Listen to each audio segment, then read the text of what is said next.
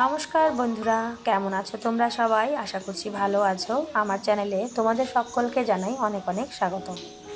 অনেক দিন পরে আজকে একটা ব্লগ নিয়ে তোমাদের সামনে হাজির হলাম। আর আগেই বলে দিচ্ছি, আমার গলাটা কিন্তু একটু ধরে আছে, তাই চেষ্টা করবে একটু মানিয়ে নেওয়ার। প্রতিদিনের মতোই আমি ফুল গাছ দিয়েই ভিডিও শুরু করি, আর আজকেও সেটাই করেছি। তো এসে দেখছি মাত্রই কয়েকটা ফুল ফুটেছে। তার কারণ বাইরে প্রচণ্ড রৌদ্র, দেখাই যাচ্ছে। দেখো আমার গাছগুলো প্রায় আধমরা হয়ে গেছে। শেডের নিচে আছে তবুও এরকম পরিস্থিতি। না জানি শেডের বাইরে থাকলে কীরকম পরিস্থিতি থাকতো। তো ছাড়ো, গাছ তো দেখালাম, এবার চলে আসলাম ঠাকুর ঘরে পুজো দেব। কিন্তু তার আগে তোমাদেরকে বলে নিই, এতদিন কেন আমার ভিডিও দেওয়া হয়নি সেটা না বললে তো তোমরা বুঝতেও পারবে না। সেটা বলার জন্যই আজকে এই ভিডিওটা তোমাদের সঙ্গে শেয়ার করা। ভিডিও দিচ্ছিলাম না প্রায় 15 দিনের বেশি, অনেকগুলো কারণের জন্যই। আর সেটাকে আজকে ক্লিয়ার করব ভেবেই আজকে ভিডিওটা শুরু করেছি। তো কি হয়েছে সেটাই তোমাদের বলবো। তো চলো, গোপাল সোনাদের তো পুজো দিয়ে দিচ্ছি, এখনও শেষ হয়নি। ঠাকুর ঘরে পুজোর কাছে বসে থাকতে আমার খুবই ভালো লাগে। তারপরে যেসব ঘটনা অনবরত আমাদের ফ্যামিলিতে ঘটে যাচ্ছে, তারপরে ভগবানকে ছাড়া আর আমি এক মুহূর্তও ভালোভাবে বেঁচে থাকবো কিনা সেটাই বিশ্বাস করে উঠতে পারি না। তাই দিনটা আমি প্রত্যেক দিনের মতোই গোপালের আরাধনা এবং পুজো পাঠ দিয়ে শুরু করি। কেন, আজকের জীবনে কারোর কোনো নিশ্চয়তা নেই, কে কবে কখন কোথায় চলে যাচ্ছি আমরা, কখন কার জীবনে কি বিপদ ডেকে আসছে সেটা আমরা কেউই জানি না। আর সেই সব কথার এইসব কথা কেন বলছি তোমরা হয়তো জানলে অবাক হবে, যে আমার খুব কাছের একজন মানুষ, বলতে পারো মায়ের পরেই যার স্থান, সে হচ্ছে আমার মাসি। শুনতে লাগছে মাসি, কিন্তু আসলে ছিল আমার ওই বান্ধবীর থেকে অনেক কিছু সিনিয়র ছিল আমার থেকে, কিন্তু আমার মনের মানুষ ছিল। আমি সব কথা শেয়ার করতাম, আর মাসিও আমার সব কথা আমাকে শেয়ার করতো। তো এইভাবে মাসি যে আমাদের ছেড়ে চলে যাবে আমি কোনোদিন কল্পনাও করতে পারিনি। তো সেই জন্যই অনেক দিন ধরে আমার ভিডিও করার মতো কোনো অবস্থাই আমার ছিল না, বলতে পারো আমি মনের জোর প্রায় হারিয়েই ফেলেছিলাম। কিন্তু কি করব বলো, জীবন তো থেমে থাকে না, আমাদেরকে তো আবার প্রত্যেক দিন বাঁচতে হবে, আর নতুন নতুন করেই বাঁচতে হবে। পৃথিবী যেমন নিজের গতিবেগে চলবে, আর আমাদেরও ঠিক তেমনিভাবেই নতুন নতুন দিনের জন্য এবং আমাদের সন্তান সন্ততিদের জন্য বেঁচে থাকতে হবে। আর তাই বেঁচে থাকতে গেলে জীবনে যতটুকু দরকার, শুধু খাওয়া দাওয়া বলো আর ঘোরাফেরা বলো, ওই অতটুকুই হচ্ছে। তার বাইরে এখনও আমি কিছুই ভাবতে পারছি না আপাতত।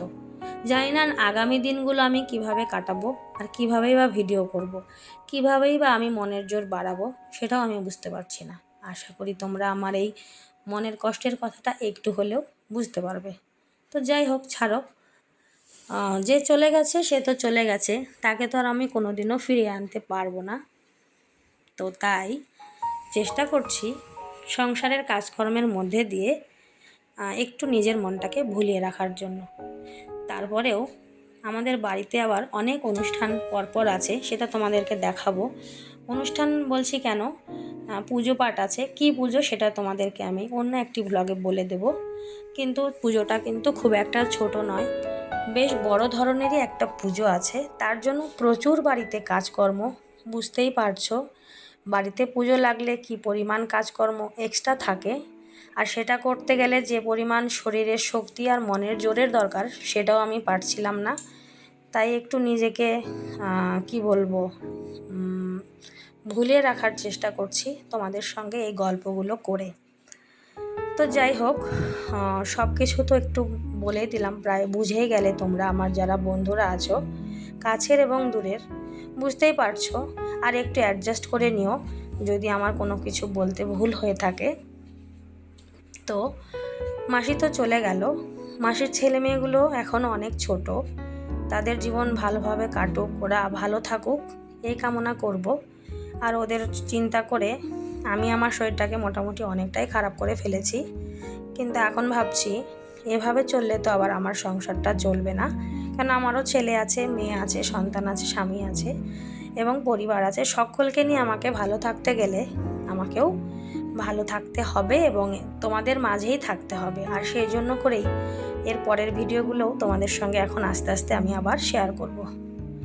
আর তারপরে যেহেতু আমার বাড়িতে এত বড় একটা অনুষ্ঠান, বাড়িতে প্রচুর লোকজন আসবে, আত্মীয় স্বজন আসবে এবং অনেক নিমন্ত্রিত লোকজনও থাকবে। আর সেই সমস্ত অ্যারেঞ্জ করতে কি পরিমাণ টেনশন আমার আছে সেটা তো তোমরা বুঝতেই পারছো। কেন আমার শ্বশুর শাশুড়ি কেউই বেঁচে নেই, আছেন এক কাকি শাশুড়ি, উনি এসেছেন, তাই জন্য আমি একটু শান্তি পাচ্ছি। আর আমার মাও আসবে, মা বাবা বোন ওরা সবাই পুজোর 2-1 দিন আগেই আসবে। কিন্তু পুজোর আগে যে প্রস্তুতি পর্ব সেটা এখন আমাদের বাড়িতে চলছে, তাই আমি পরবর্তী ব্লগে বলে দেব কি পুজো হচ্ছে এবং কখন কখন কি হচ্ছে, সেটা তোমাদের সঙ্গে শেয়ার করার চেষ্টা করব। যদি শরীর আর মন দুটোই ভালো থাকে তবুও চেষ্টা করব, বাড়তি আর কিছু বলছি না সে বিষয়ে। তো পুজোর জন্য কেনাকাটা, তারপরে বাড়িঘর দর পরিষ্কার পরিচ্ছন্ন সব কিছুই করছি, কিন্তু খুব ধীর গতিতে, স্পিডে করতে পারছি না। এবং যিনি মারা গেছেন তিনি এতটাই আমার কাছে ছিল, কাছের মানুষ ছিল, যে প্রত্যেক মুহূর্তে তার মুখখানা আমার ভেসে উঠছে। আমার গলার স্বর শুনে তোমরা হয়তো বুঝতেই পারছো যে কতটা কাছের মানুষ ছিল।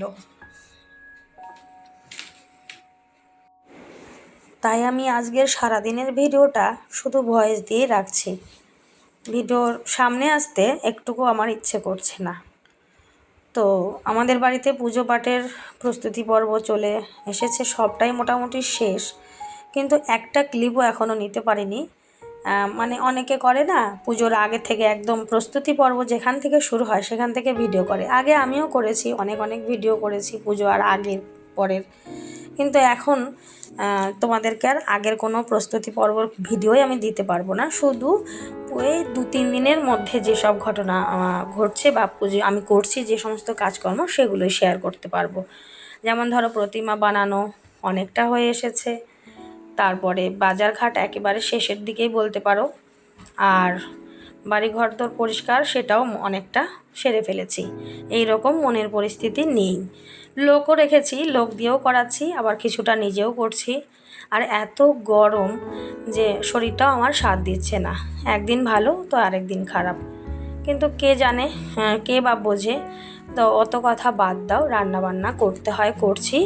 আজকে রান্না 2 রকমের রান্নাবান্না করছি, মানে বেশি কিছু করতে পারছি না যেহেতু এত গরম। আর আমি যে মাছের কালিয়াটা করছি সেটা আমি আর কেয়ার বাবা কেউই খাবো না, শুধু বাচ্চাদের জন্য রান্না করছি। ওরা এই রেসিপিটা খুবই পছন্দ করে, তাই একেবারে 2 বেলার মতো রান্না করে নিলাম। ওরা বেশ ভালো খায় এটা। আর আমাদের জন্য করব ট্যাংরা মাছের পাতলা ঝোল, লঙ্কা চেরা। তো এটাই আমাদের আজকের মেনু ছিল, আর সঙ্গে তো ভাত ছিলই।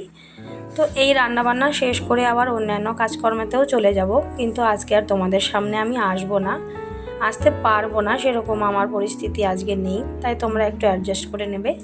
এর পরের থেকে চেষ্টা করব অন ক্যামেরায় তোমাদের সঙ্গে দেখা করা। তো রান্না কিন্তু হয়েই এসেছে, প্রায় রান্নাবান্না শেষ।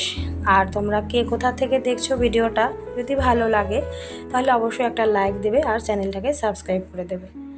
আশা করছি পরের ভিডিওগুলো দেখলে তোমাদের ভালোই লাগবে। তো ততক্ষণ তোমরা যে যেখানে আছো সুস্থ থাকো, ভালো থাকো।